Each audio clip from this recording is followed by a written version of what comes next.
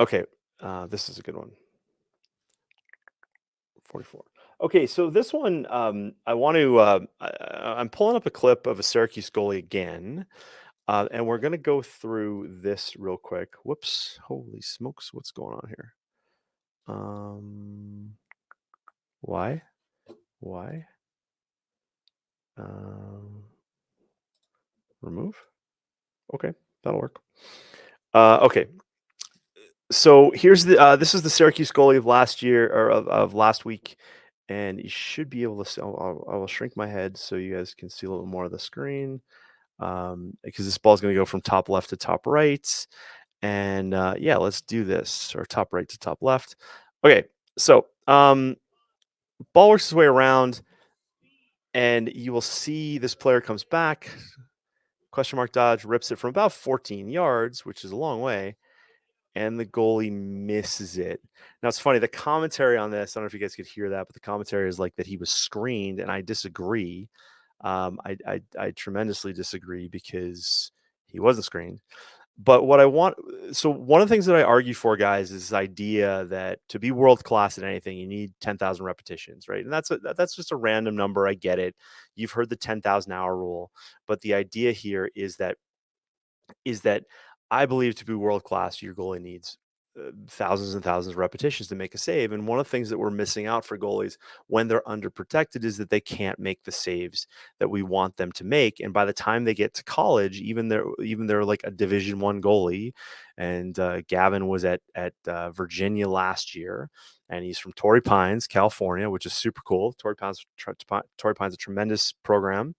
Um, and I love when West Coast goalies make it to East Coast schools. I think that's awesome, especially when they end up at Syracuse, because all you upstate New York folk that think you have the best lacrosse goalies on the planet, this is an argument that you don't, because you've got a California kid basically bumping out all of your upstate New York trained lacrosse goalies. So, um, but here's the deal. So what I don't like about this missed save is, so the ball's top left there. Here comes the shot.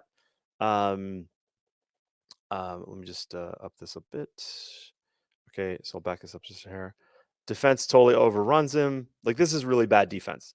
This defender should be closer to him and on his back hip. Like, when you see a defensive player with their stick behind them, right? They just don't, like, this is horrible defense. This is like if you saw like, there's no need to make this check, right? There's no need to make this check there. Be patient. His stick should be on his back. He should be closer to him, containing him to that side, right? Instead, he overcommits. Now he's hosed. This guy comes back around, switches hands, right? Switches hands. And now that defenseman is a step behind, and this guy's got plenty of room to take a shot. He actually stutters and then shoots and stutters again. And then here comes the shot. Now the shot is kind of this like semi bounce, which is interesting. I mean, it's a low to low release, and so as a goalie that now this your brain's processing this in a heartbeat, right? But the idea here is that the shooter's hands are low, the stick head is low, and then the ball releases low. The only place this ball is going is low, even if it bounces, because it's not going to come up very far, right? So this shot, it comes from 14 yards. I wouldn't even call this a step down because he's still moving.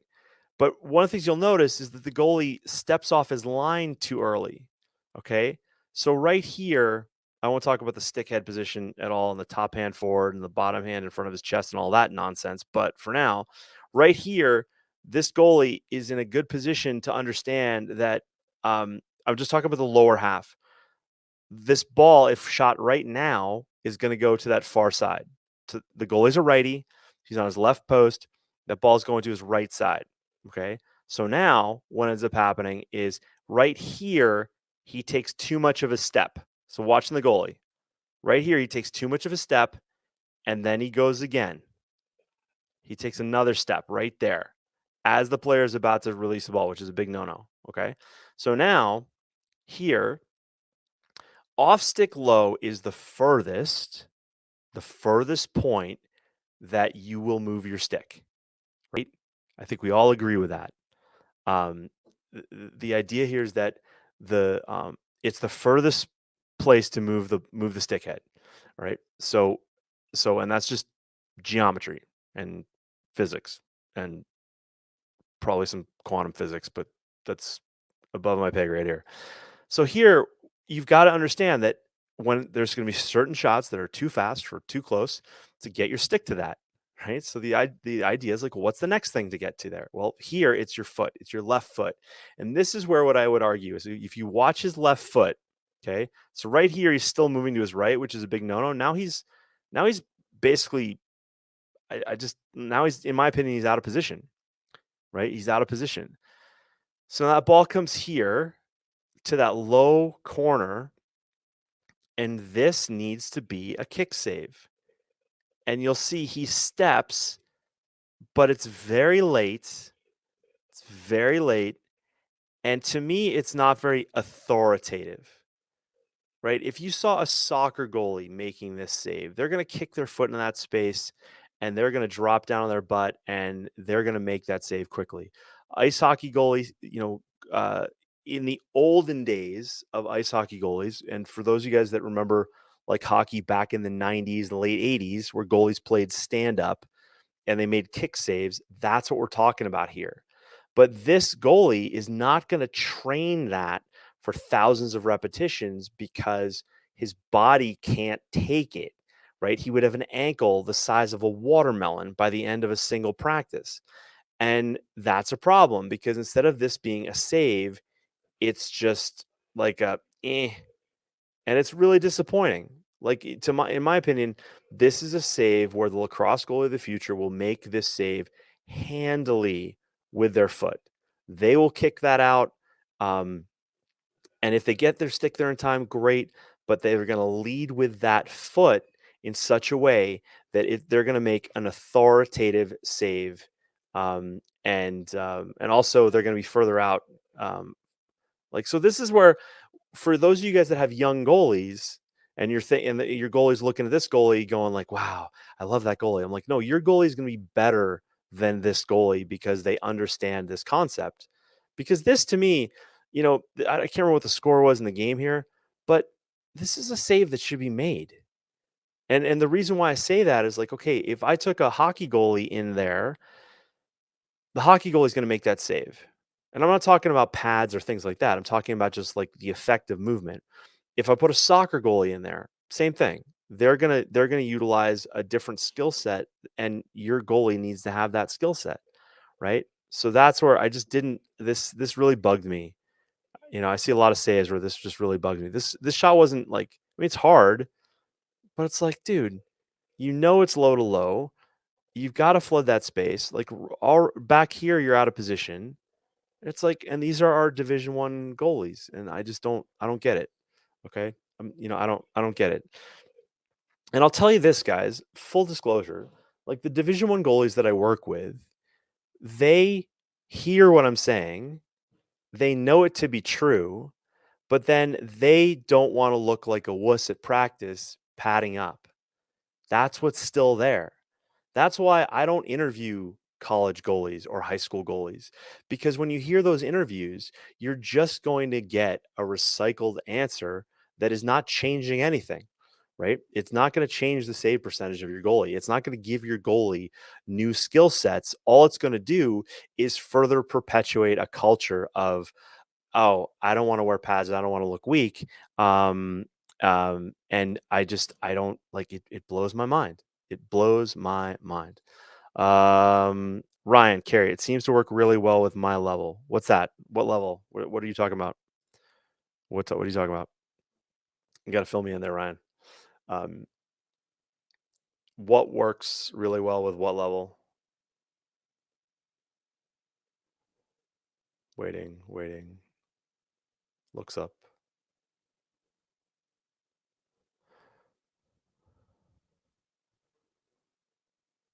Hmm? Your previous comment. Oh, sorry. Um,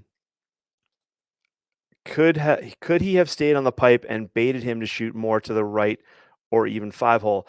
That's what I've been doing in games and practice is holding the pipe till they get about a third or half of the way across the top. Yeah. So, oh, sorry, Ryan, I didn't see that. I've got like 4 screens open here.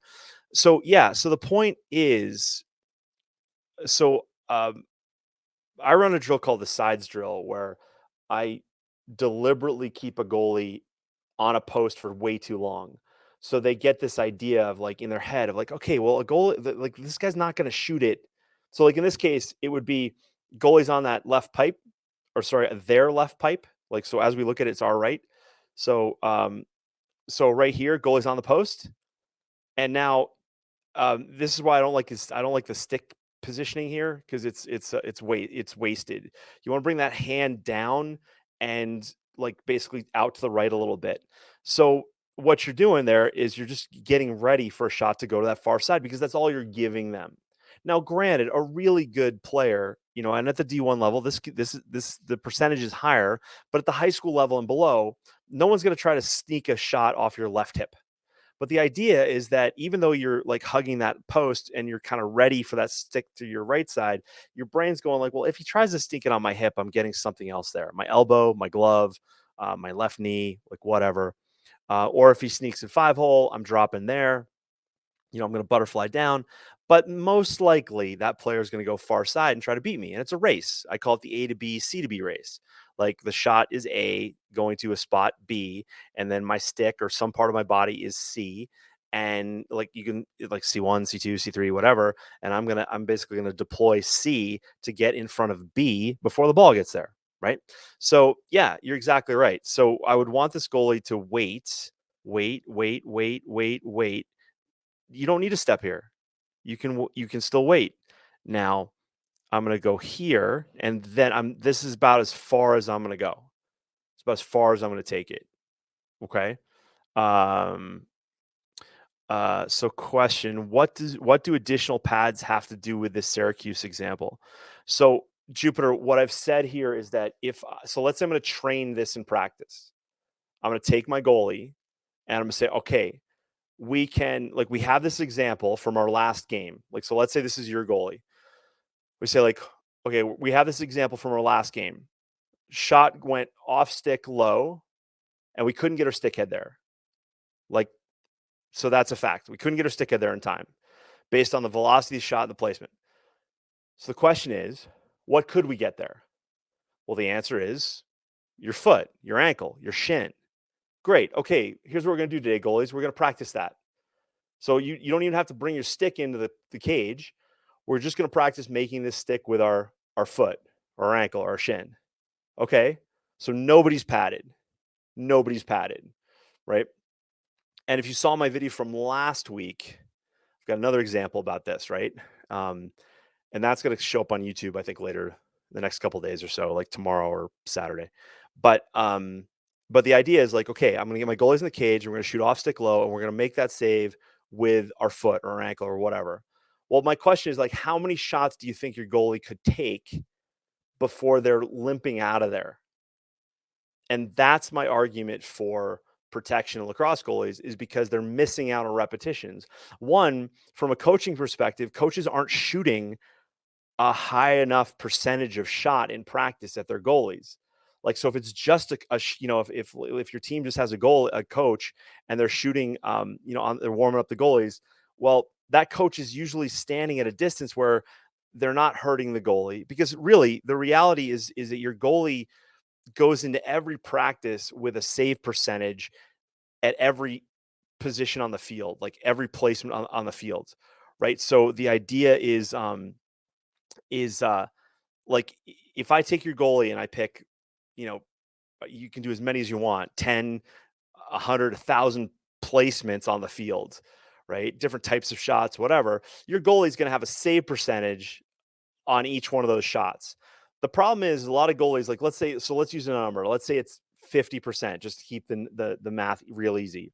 Your goalie shows up at practice, they should be facing shots where they are only saving 40% or 30% or 20%, because you want to exaggerate some things so they really understand the concept. And in this situation, the concept is they can't get their stick to this. And this is really disappointing because this shot is like 15 yards when you take it on an arc, right? And a goalie should be getting everything from 15 yards, like in my opinion.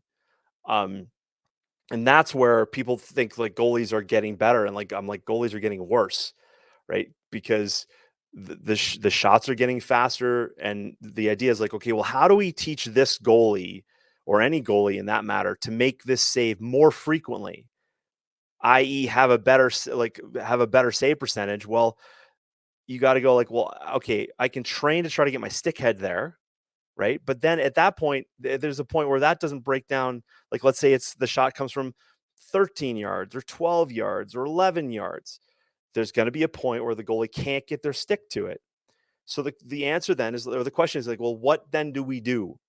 And my answer is, well, you get something else in front of the ball. What is that? Well, in this case, it's your foot. Okay, let's go train that. And then how often can we train that? Because I guarantee you, we could take a goalie, and one of my friends is one of the top referees in NCAA lacrosse. His wife happens to be a trauma doctor, and she watches lacrosse games and just cringes because of like, it doesn't make sense. There's no other, and I've said this for years, there's no other goalies on the planet that face an implement like this with the least amount of protection, and it shows. This is a very pathetic miss in my opinion.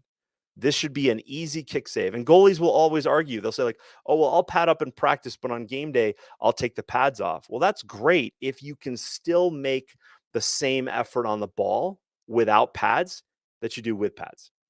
And I can guarantee you that's not happening here. And for goalies coming up, they're doing the same thing, and they're not as good as they could be because they're under protected, especially in practice.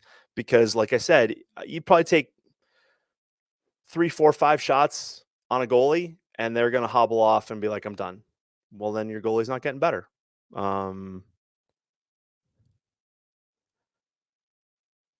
Jupiter. I don't know if you're listening to me, dude. So the goalie didn't kick save in this example because they didn't have pads on their shins or shoes. I'm saying that he hasn't practiced this move enough to make it with authority. And the question is like, well, why? Why not? Like, well, and I can guarantee you that in practice, he hasn't practiced the move enough because he hasn't been protected. Because, like I said, you take 4 shots in this goalie in practice, say, okay, we're going to work on this save, just like I explained, and then he's hosed. And he probably can't play for you on the weekend because his ankle's so swollen. Okay? Ryan, are you answering Jupiter there? Yeah. Okay. Wendy Lou. Protection is key. Not sure why there's such negativity surrounding pads. They call my son the wall. Why? Because he wears his protection and not afraid of the ball. Seems like a no-brainer to me, but common sense isn't so common. This is true, Wendy. Ryan Carey. Yes, there you go. All right. So good comments there, guys. All right, I'm going to try to cruise through this last one. Does that make sense, though? Like, Jupiter, do you have any more questions there? Does that make sense? Because Jupiter, I've seen your goalie. I know you, and I work with a lot of goalies, right? And the idea is that, like, it blows my mind. It blows my mind. And if we get a clinic booked this summer, then we'll be showing this to kids, like, because I do all this from a distance. Like, it's a wrestling match. It's a cultural wrestling match, and it just drives me nuts, but I'll be preaching it till the end. So, all right. All right, guys, thanks for watching, and thanks for listening wherever you are. Do me a favor, hit the like button if you like this, and be sure to subscribe if you haven't already. When you're ready, head on over to lacrossegoalieuniversity.com/coaching so I can work with you and your goalie. And while you're at it, check out athletespecific.com to learn more about mental performance and high performance. You may not know this, but I work with athletes in a variety of sports. Lacrosse is my love, but man, I love athletes and the families who support them. So head on over to athletespecific.com, check it out. I'll see you in the next video. Cheers.